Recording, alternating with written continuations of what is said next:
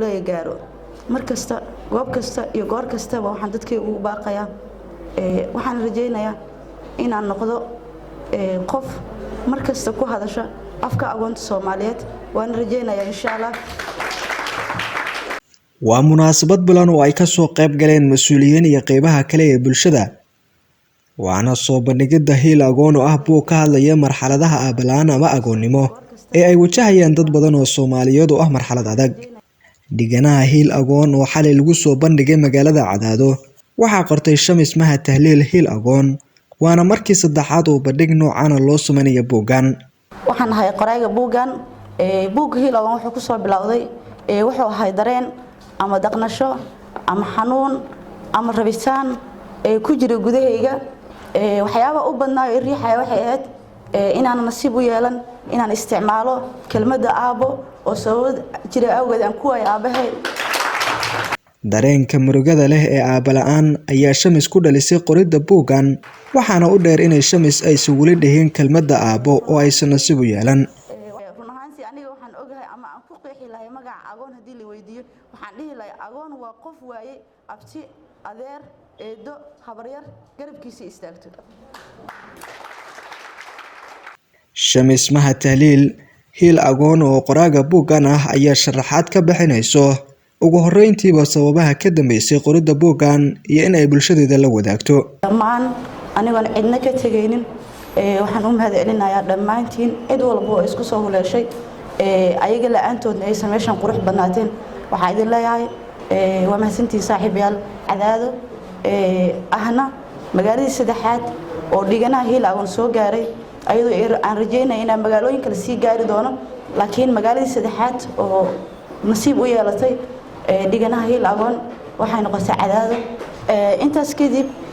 aniga waxaan ahay qorayga buugan Shamis Maha Tahliil ku dhalatay gobolka Hiiraan gaar ahaan degmada Matabaan dugsi quraankeedii ilaa dugsigeedii hoose iskuulkeeda dugsiga hoose ku dhameysatay isla deegaankaas u wareegsatay caasimadda dalka Soomaaliya Muqdisho ka bilowday waxbarashada heerkeedii dhexe sare ilaa heer jaamacadeed ka dhameysatay caasimadda dalka Soomaaliya aniga waxaan ahay qorayga buugan buug hiil aqoon wuxuu ku soo bilowday wuxuu ahay dareen ama daqnasho ama xanuun ama rabitaan ku jira gudahayga waxyaabo u badnaa riixay waxay ahayd inaan nasiib u yeelan inaan isticmaalo kelmadda aabo oo sabab jira awgeed aan ku ay aabahay runaantii waxaan ahay qof taaweynta oo inta leeg hortiina taagan laakiin aan isticmaalin kelmadda aabo ama aan arag waligeed aabaheed kuna weysay aabaheed sababaha dalka ka jiro ama colaadda dalka ka jirto xitaa aan sii dhaho colaadda sokeeye ee dalka ka jirto welina taagan waxyaabaha riixay inaan qoro buug hiil aqoon waxyaabahaas ugu weynay sidoo kale sababaha kale isii riixay waxay ahaayeen in aysan jirin qoraal ama sheekooyin ama qormo ama buug laga qoray aqoonta Soomaaliyeed sidoo kale dalkeena dhibaatada aqoonta aad bay ugu nugul yihiin ugu dhibaataysan yihiin ugu daruufaysan yihiin ilaa maantana waxa taagan aqoon badan waxaa jirto aqoon badan dhibaataysan darxumaysan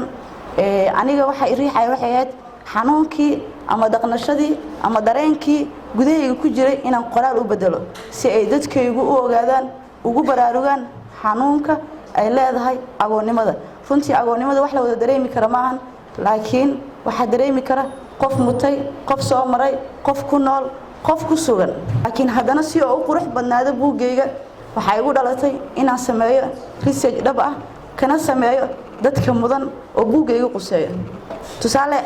caasimadda dalka ee Muqdisho waxa jirta xarumo badan ee aan ka sameynayay inaan research badan baaro wax badan ogaado si aan u ogaado sida ay aqoontu ku sugan yihiin ama ay ku nool yihiin dariskayga oo kale waan ku xijinayay oo aqoonta oo dariska oo ila leh in ayagana wareysi badan ka qaado sidoo kale waxa jirta dhowr xarumo oo tagay oo buugaygu ka mid yahay oo qaybo badan aan ku soo qaatay si aan u ogaado inay aqoontu ku haystaan xiriyaas daryeel dhameystiran oo helo aqoonku markuu aabihiis waayo qofka kale ee nool waa aabaha waa adeerka waa abtiga waa habaryarta waa hooyadu way dadaashaa aniga hooyada ay igu soo dadaashay markaas isku leeyahay hooyo fiican hadaad haysato agoonna aad tahay qadarta waa ku qanacaysaa haddana inaad korto way isfududaanaysaa laakiin hooyadu si kastay u dadaasho hooyadu waxay wax ku karisaa ama wax ku korisaa waa wixii loo keeno qaar ka mid ah martida buugga Hiil Agoon oo maamulka degmada Cadaad uu qayb ka ahaa iyo mas'uuliyiin kale ayaa dhankooda halkan ka hadlay waxayna ka sheekeeyeen muhiimadda bulshada Soomaaliyeed uu ku dhex leeyahay buuggan maadaama ay sheegeen in waqti loo baahan yahay ku soo aaday laakiin haddii ay noqoto buugta inta la keeno oo maalba meel in la waxayo aan laga faa'iideysan oo aan laga helin xigmad laga helin oo bulshadu waxyaabaha oo qayb nooga ah agoonta qayb ay ka tahay hadda waxaad arkaydaa bulsho badan oo anaga ama naga mid ah ama naga duwan waxaan moodaa dhibaatooyinka agoonta ay la qaybsadaan marka waxaan rajaynaynaa oo kale aan rabnaa fursaddan inaga faa'iideysano ayadana dalkan anagu hadda aan joognay Soomaaliya waxay u baahan tahay qoraalo badan in laga sameeyo arrimaha bulshada laga sameeyo iyo sida ay u gaari lahaayeen arrintaasi aniga waxaan ka mid ahay dadka 8 bilood ay jira abroad intay oo sidaas oo kala wada ay u taabanayso aragtideeda marka muhiimaddu waxay tahay hadallada ugu muhiimsan aan ka soo xiganayo waxa weeye markii agoon qeexaysay agoonku waxay ku qeexday inuu yahay qof aan eedo adeer abti walaal gacan qabta aan helin naga waxaan rabaa marka muhiimaddu ugu weyn meeshaas ka taaban kara waxay tahay in dadka lagu dhiirigeliyo qofka markuu aabiis dhinto in laga kala dareero markuu odagu joogana cidda la soo salaamo inay meeshaas ogaa ay ka muuqanaysa gaab weyn marka waxaan rabaa inaan isku dhiirigelino in qof kasta qofka kale uu qaato midda kale in laga wada shaqeeyo nabadda si loo yareeyo dhibaatooyinka hadda gabadhaas ay go'anayso waxbarasho ahaan waxaan rajaynayaa in buuggeedaas aan goobaha waxbarashada geyno maamulayaasha iyo aniga iyo kolleetiinkeena waxbarashadana aan ku dhiirigelino in fursado gaara la siiyo walaasheenna Shamis Mahad Tahliil oo qoraha buugga caawana ayada iyo tiimka la socday ay dhammaantood ay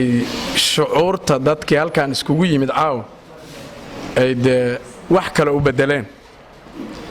runtii waxaan u malaynayaa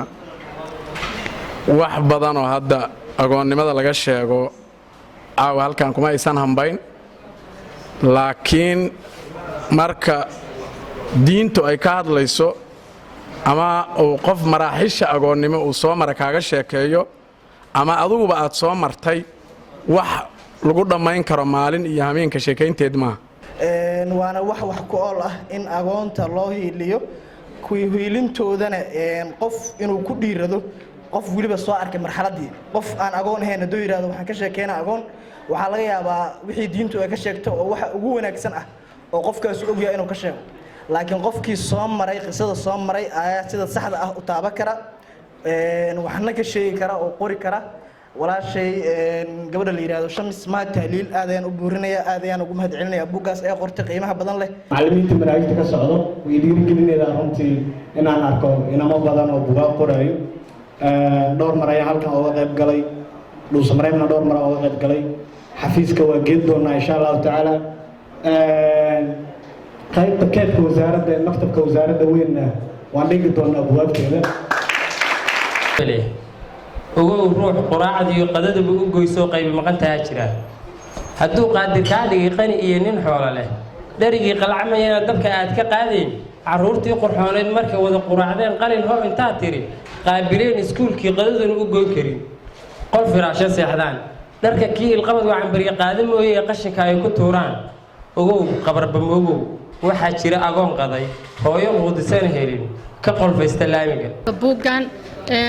waxaan leeyahay Shams mar labaad iyo mar saddexaad aad iyo aad ayaa u mahadsan tahay waxaa taa dhiirigeliye wanaagsan maxaa yeelay shucuurtaadii iyo qoraalkaagiiba waxaad ku soo bandhigtay qoraal waxaan leeyahay Shams mar labaad iyo mar saddexaad aad ayaa u mahadsan tahay macluumaadka buuggu uu xambaarsan yahay kulliba qofkii inaga naga mid ah hore u arkay baa ogaan kara laakiin waxa uu aad uga hadlayaa waxa waaye agoonta oo aan ognahay in dadka intooda badan aysan aad tixgelin u siinin inuu hadduu agoon yahay kii ka hor yimaada ee aadka u yar inuu agoon yahay inuusan agoon ahayn waxa laga yaabaa inaan isweydiinaa suurtagal ah geeridu waa lama huraan laakiin mid waxay tahay muhiimadda buugga hadlayo waxay tahay in qofka haddii aabihiis uu waayo inuusan ehelkiisa waynin haddii aabbo uu waay sida ay gabadha sheegtiin adeer iyo abti iyo eedi iyo habrir u soo waayin waay muhiimadda